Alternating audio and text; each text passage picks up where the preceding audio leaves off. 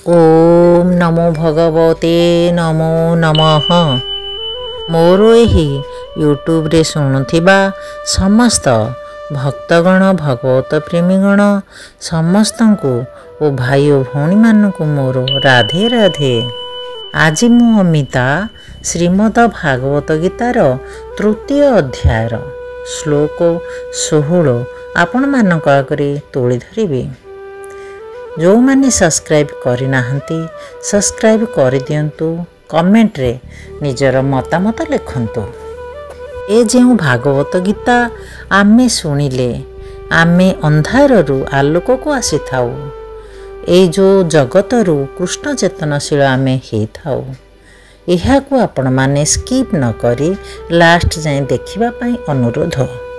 मैं एही तृतीय अध्याय श्लोक 16 शुणिबा पूर्वरु चलतु आमे उपक्रमणिका विषय रे किछि शुणिबा।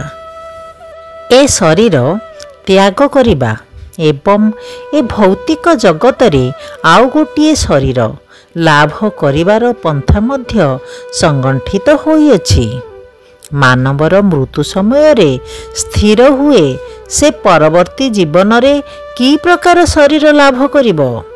उच्च अधिकारीगण ए निष्पत्ति करती, जीव निजे एहा करे नाही। एही जीवनर कर्मानुजाई आम्भे माने उन्नति करिबा किंबा अवनति करिबा।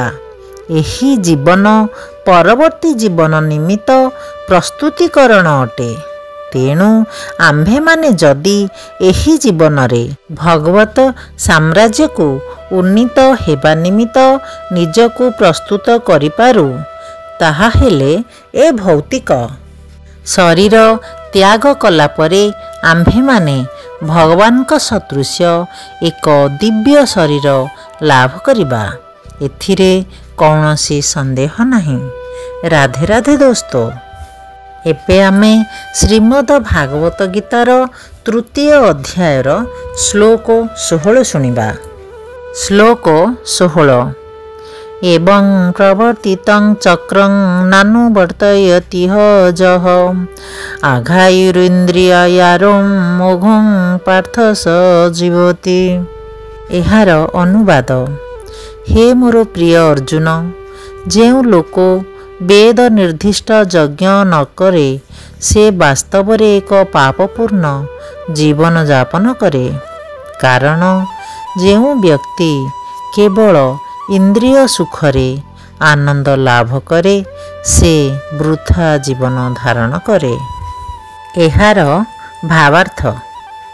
खूब कठिन परिश्रम कर एवं इंद्रिय सुख भोग कर। एहा हेउछि धन लालसापूर्ण दर्शन। ए दर्शन को भगवान एठारे निंदा करुछंती। तेणु जेउ माने भौतिक जगत को भोग करिबा को इच्छा करती, से माने ऊपर वर्णित चक्र क्रम रे थिबा यज्ञ कर्म करिबा एकांत आवश्यक। जे ए प्रकार नीति नियम पालन न करे से एक विपदपूर्ण जीवन जापन करुछि बोली बुझिबाकु हेबो।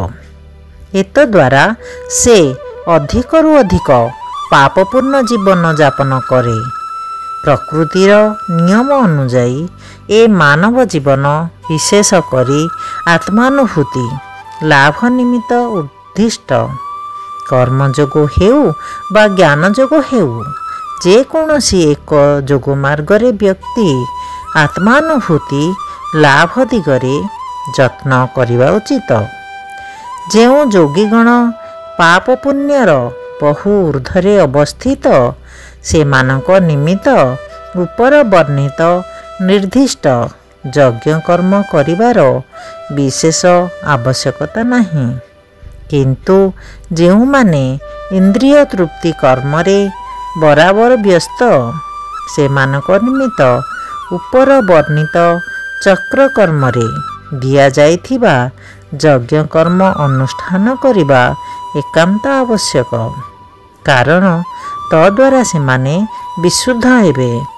विभिन्न प्रकार कर्म अछि, जो माने कृष्ण चेतनशील नुहंती ସେମାନେ ନିଶ୍ଚୟ ଇନ୍ଦ୍ରିୟ ତୃପ୍ତି କର୍ମରେ ନିଯୁକ୍ତ ହେବେ। ତେଣୁ ସେମାନେ ପୁଣ୍ୟକର୍ମ କରିବା ଉଚିତ।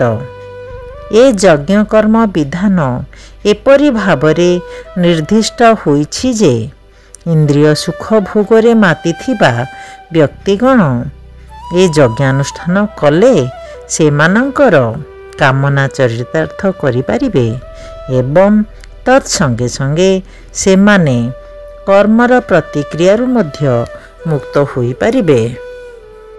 ଏ ଜଗତର ସମୃଦ୍ଧି ଆମ୍ଭମାନଙ୍କର ନିଜ ପ୍ରଚେଷ୍ଟା ଉପରେ ନିର୍ଭର କରେ ନାହିଁ। ଏହା ପରମେଶ୍ୱରଙ୍କର ଯେଉଁ ପରୋକ୍ଷ ବିଧାନ ରହିଛି, ଯାହାକି ପ୍ରତ୍ୟକ୍ଷ ଭାବରେ ଦେବତାମାନଙ୍କ ଦ୍ୱାରା ପରିଚାଳିତ ହେଉଛି, ତାହା ଉପରେ ନିର୍ଭର କରେ। ତେଣୁ ଏ ଯଜ୍ଞଗୁଡ଼ିକ ପ୍ରତ୍ୟକ୍ଷ ଭାବରେ ବେଦବର୍ଣ୍ଣିତ ନିର୍ଦ୍ଦିଷ୍ଟ ଦେବତାଙ୍କ ନିମିତ୍ତ ଉଦ୍ଦିଷ୍ଟ।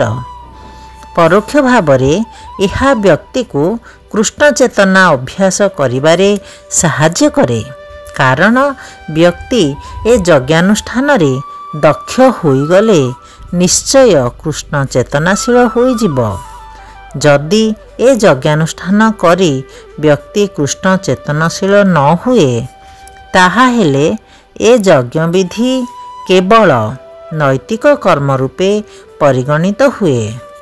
ତେଣୁ ବ୍ୟକ୍ତି ଏ ଯଜ୍ଞାନୁଷ୍ଠାନ କରି କେବଳ ନୈତିକ ସ୍ତରରେ ସୀମିତ ହୋଇ ରହିବା ଉଚିତ ନୁହେଁ।